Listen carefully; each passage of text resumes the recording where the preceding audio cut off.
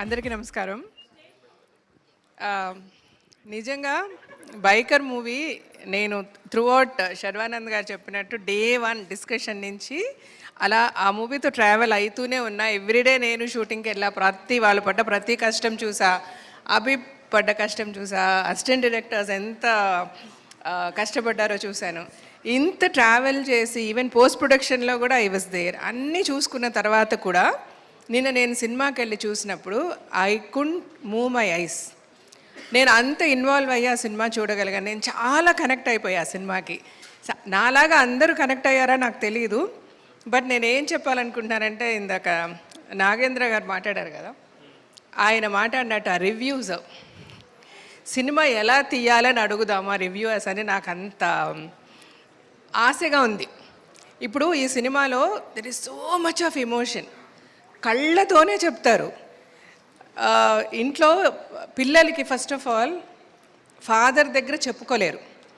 ఓపెన్గా ఫాదర్ ఏమనుకుంటారు, నేను కనుక కొంచెం ఫ్రీగా వదిలేస్తే వాడు లైట్ తీసుకుంటాడు, ఎస్పెషలీ మగపిల్లలతో వాడు లైట్ తీసుకుంటే వాడి ఫ్యూచర్ ఏమైపోతుందో అని ఫాదర్ ఎక్స్ప్రెస్ చేయడానికి తన మనసులోనే పెట్టుకుంటారు. అటు సన్ దగ్గరికి వచ్చేసరికి అయ్యో నేను ఫాదర్తో చెప్తే ఫాదర్ ఏమనుకుంటారో ఇలాగ అనుకునే వాళ్ళిద్దరి మధ్య ఒక డిఫరెన్స్ వచ్చేసింది. అతను ఏమనుకున్నాడో చెప్పుకోలేకపోయాడు, ఫాదర్ ఏమో ఆయనకున్న ప్రేమను చూపించుకోలేకపోయాడు. అల్టిమేట్గా వాళ్ళిద్దరు విడిపోయారు. మళ్ళీ వాళ్ళిద్దరూ కలిసి హ్యాపీగా క్లైమాక్స్కి వెళ్ళినప్పుడు నాకు ఎంత హ్యాపీగా అనిపించింది అంటే, ఎన్నో ఫ్యామిలీస్ నేను బతుకు జట్కాబండి నేను ఒక టాక్ షో చూసా.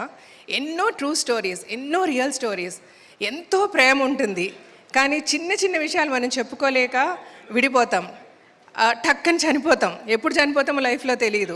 మనకు కావాల్సిన వాళ్ళని చాలా దూరం పెట్టేస్తూ ఉంటాం. అలా చేయకూడదు. ఏదున్నా ఓపెన్గా మాట్లాడేసింది. ఇదే కనుక సినిమాలో శర్వా గారు నాన్న నాకు ఈ అమ్మాయి నచ్చిందని చెప్పుంటే డెఫినెట్గా ఫాదర్ రాజశేఖర్ గారు ఓకే అనేవారు. అయితే అది పర్లేదండి, ఇంక అయిపోయింది, ఎంతమంది సినిమాలు చూసేసారు, ఇంక ఇప్పుడు story reveal అయ్యేదండి.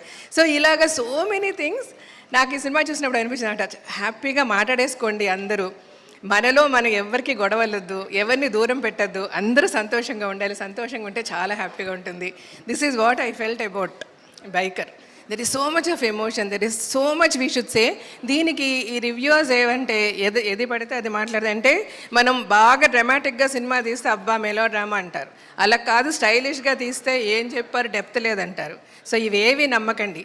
Please go to the theatres. థియేటర్లో సినిమా చూడండి, మీ రివ్యూ మీరు ఇవ్వండి మాకు. దట్ ఈజ్ అంటే ఎంత కష్టపడి సినిమా తీస్తాము, ఎంత ఖర్చు పెడతాము. సో మీ రివ్యూ మాకు కావాలి. This is what I want to request the audience. Thank you so much.